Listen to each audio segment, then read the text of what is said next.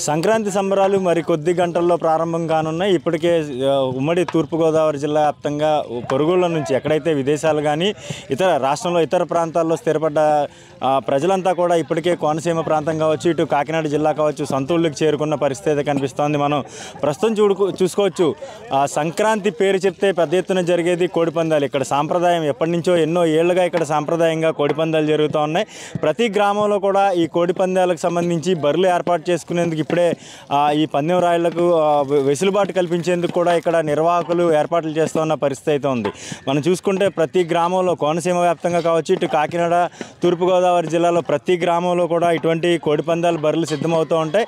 ఖాళీ నివేశన స్థలాలు ఏవైతే ఉంటాయో వీటిని ఎంచుకుని ఈ ప్రాంతంలో ఒక పిచ్ లాగా అయితే క్రికెట్ పిచ్ ఎంత శ్రద్ధగా అయితే తయారు చేస్తుంటారో అదేవిధంగా ఇక్కడ కోడిపందాల బరి కూడా ప్రత్యేకంగా శ్రద్ధ తీసుకుని ఏర్పాటు చేస్తున్న పరిస్థితి అయితే మనం చూడవచ్చు. ఇది పూర్తిగా ఒక రింగ్ అనమాట. ఇక్కడ ఒక పందెం జరుగుతుంది. ఒక పందెం తర్వాత మరో పందెం నిర్వహించేలాగా ఉదయం రేపు భోగి రోజు ఉదయం 11 గంటలకు స్టార్ట్ అయ్యేటువంటి ఈ పందాలు భోగి, సంక్రాంతి, కనుమ రోజు కూడా 3 రోజుల పాటు నిర్విరామంగా నిర్వహించేందుకు ఏర్పాట్లు చేస్తూ ఉంటారు.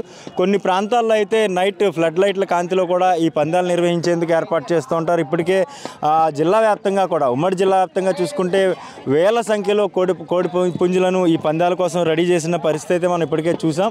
అయితే ఈ పందాల నిర్వహణ అయితే భోగి రోజు మధ్యాహ్నం 11 గంటల తర్వాత స్థానికంగా ఉన్నటువంటి ప్రజాప్రతినిధులు అదేవిధంగా ముఖ్యమైన లీడర్స్ ఆదేశానుసారం ఇటు పోలీస్ శాఖ కూడా చూసి చూడనట్టుగా వదిలేస్తూ ఉంటే ప్రతి ఏడాది కూడా ఈ ప్రాంతాల్లో పెద్ద ఎత్తున కోడి పందాలు జరుగుతూ ఉంటాయి. సాంప్రదాయం ఏదైతే సంక్రాంతి సాంప్రదాయంగా కొన్ని ఏళ్లుగా వస్తున్నటువంటి ఈ కోడి పందాల వ్యవహారానికి సంబంధించి ప్రతిదీ కూడా చాలా పక్కాగా నిర్వహిస్తూ ఉంటారు. ఎక్కడా కూడా ఎటువంటి అవాంఛనీయ సంఘటనలు జరగకుండా స్థానికంగా ఉన్నటువంటి లీడర్లే దీనికి తమ బాధ్యతగా తీసుకుని ఇక్కడ ఈ పందాలు నిర్వహిస్తూ ఉంటారు. ఎక్కడ కూడా గొడవలు, ఘర్షణలు జరగకుండా, ఎందుకంటే డబ్బుతో పందాలు నిర్వహించే క్రమం కూడా కొన్ని ప్రాంతాల్లో ఉంటుంది. ఈ నేపథ్యంలోనే ఎటువంటి ఘర్షణలు, గొడవలు జరగకుండా ముందస్తు చర్యలు అయితే చేపడుతుంటారు. ఈ ప్రాంతంలో ఏదైతే ఒక సింగిల్గా ఒక బరి నిర్వహించారో దీని చుట్టూ కూడా ఫెన్సింగ్ నిర్వహిస్తూ ఉంటారు. బయట పందెం కాసుకునే వాళ్ళు ఎవరు కూడా లోనికి వెళ్లకుండా కేవలం కోడికి సంబంధించి 2 పక్షాలకు సంబంధించి కోడి